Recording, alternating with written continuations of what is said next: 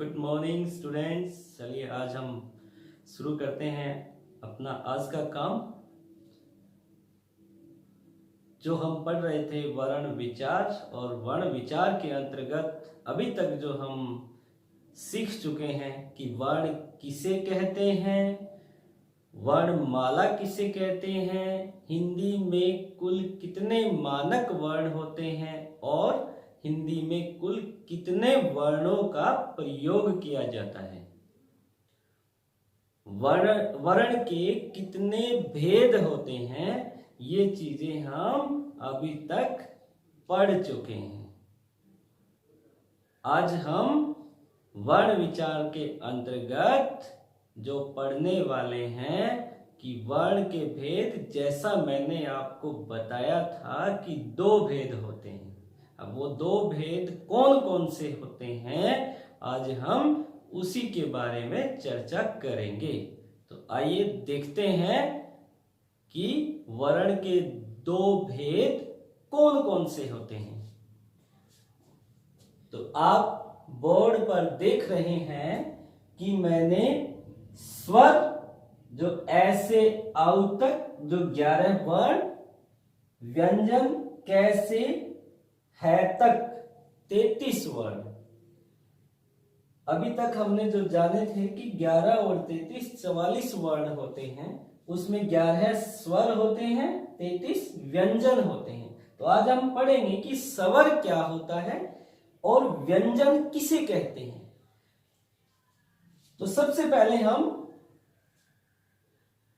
इनको बोलकर देखते हैं कि स्वर की ध्वनि कैसी है और व्यंजन की ध्वनि कैसी है, और फिर दोनों में जो है अंतर देखकर हम पता करेंगे कि कैसी ध्वनि को हम स्वर कहते हैं और कैसी ध्वनि को हम व्यंजन कहते हैं। तो चलिए शुरू करते हैं हम बोलना। जैसे पहला स्वर है हमारे पास ए, तो इसको बोलते हैं जैसे ए। इसके पीछे ए की ही आवाज आ रही है, जैसे ए, ऐसे लग रहा है जैसे इसको बोला तो इसके पीछे ए की ही आवाज, यानी कोई दूसरा वर्ण इसके पीछे नहीं लगा हुआ। इसी तरह से जब हम दूसरे वर्ण या दूसरे स्वर आ का उच्चारण करते हैं, आ, तो आ के पीछे आ की ध्वनि आ रही है। इसी तरह से ई, तो ई के पीछे ई की ध्वनि है। तो जब आप इनको पढ़ेंगे जैसे ऊ, तो ऊ, ऊ, री, ए, ओ, ओ। तो जब हम स्वर को बोलते हैं, जिस भी स्वर को बोलेंगे तो उसके पीछे उसी स्वर की आवाज आ रही है, यानी कोई दूसरा वर्ण इसको बोलने में मदद नहीं कर रहा है। अगर हम ए बोलें तो ए के पीछे ए की आवाज, आ बोलें आ के पीछे आ की आवाज। इसी तरह से ऊ या ए या ओ, इनका उच्चारण करते हैं तो इनके पीछे इन्हीं की आवाज आ रही है। अब एक बार हम व्यंजन को बोलकर देखते हैं। जैसे बोले कै, तो शुरू में हमें आवाज आ रही है कै, और फिर लास्ट में हमें एक और आवाज सुनाई दे रही है ए की, जैसे कै, खे, गे, घे। इसी तरह से कुछ और वर्ण आप बोलेंगे तो सभी के पीछे ए की आवाज आ रही है। तो इससे हमें एक बात पता चली, जब हमने इनका उच्चारण कर कर देखा तो हमें यह बात पता चली कि स्वर जो होते हैं उसको बोलने के लिए कोई दूसरा वर्ण सहायता नहीं करता है। और जब हमने व्यंजनों का उच्चारण कर कर देखा तो हमें पता चला कि जब हम व्यंजन का उच्चारण करते हैं तो उनके पीछे दूसरा वर्ण, कोई दूसरा वर्ण, और वो वर्ण भी कौन से, स्वर के रूप में। तो स्वर जो है इनको बोलने में मदद करते हैं, क्योंकि सभी के पीछे हमने देखा ए की आवाज आ रही है और ए क्या है, स्वर। इसी तरह से अगर मैं क की जगह का उच्चारण करूं, का, तो का के पीछे आ की आवाज आ गई, तो यानी का को बोलने के लिए मुझे आ का उच्चारण इसके साथ करना पड़ेगा, तभी जो है मैं इसको बोल सकता हूं का। इसी तरह से अगर मुझे बोलना हो गी, तो गी, तो इसके पीछे ई की आवाज आ रही है, ई यानी कि स्वर, और गे और कै यानी कि व्यंजन। तो जब हम व्यंजनों का उच्चारण करते हैं तो हमें स्वरों की सहायता लेनी पड़ती है बोलने में।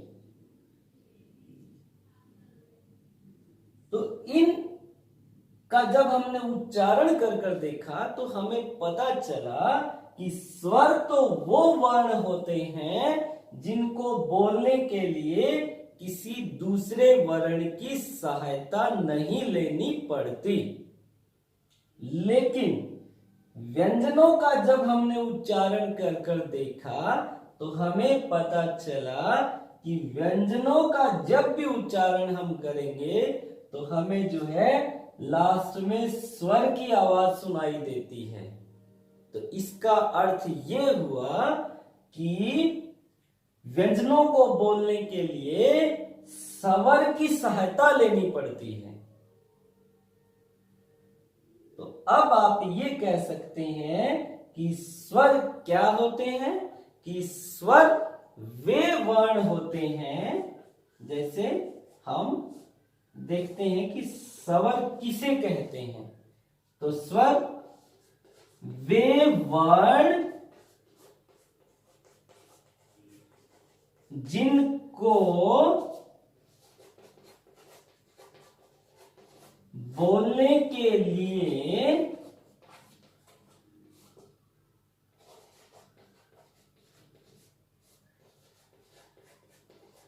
दूसरे वर्णों की सहायता नहीं लेनी पड़ती, नहीं लेनी पड़ती।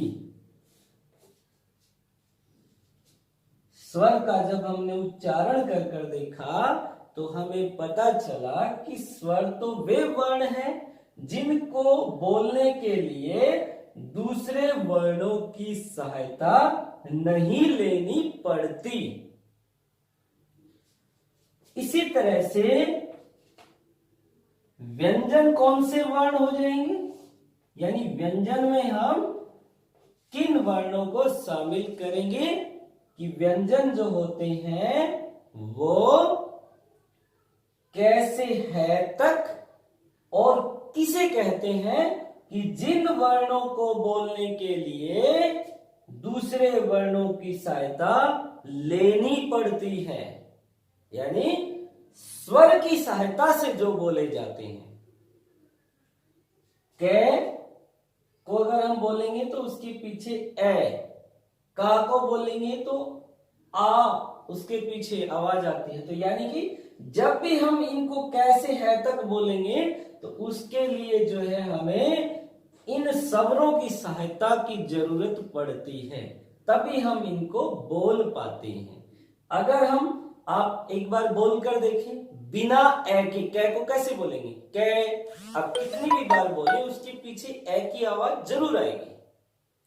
तो व्यंजन वे वर्ण होते हैं जिनको बोलने के लिए स्वर की सहायता लेनी पड़ती है, यानी कि ये जो वर्ण हैं वो इनकी सहायता से बोले जाते हैं, तो उन्हें हम व्यंजन कहते हैं। अब अगर मैं आपको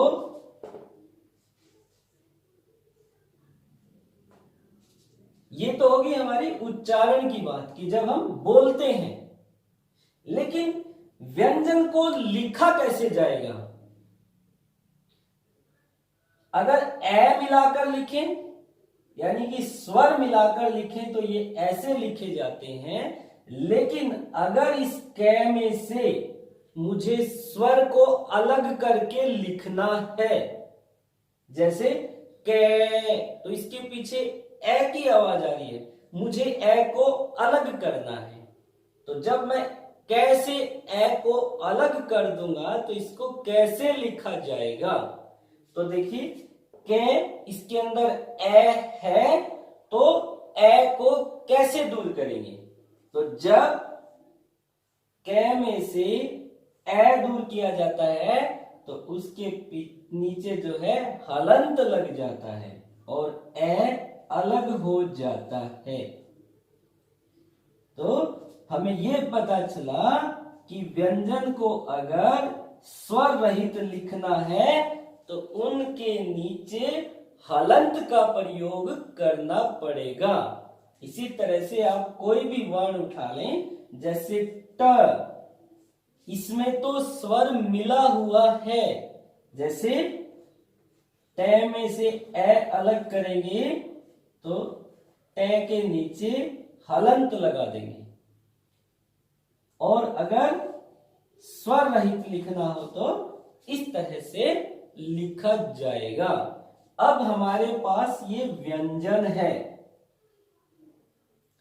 इन व्यंजनों को हम स्वर रहित कर देते हैं। स्वर रहित का मतलब इनमें से स्वर को निकाल देते हैं।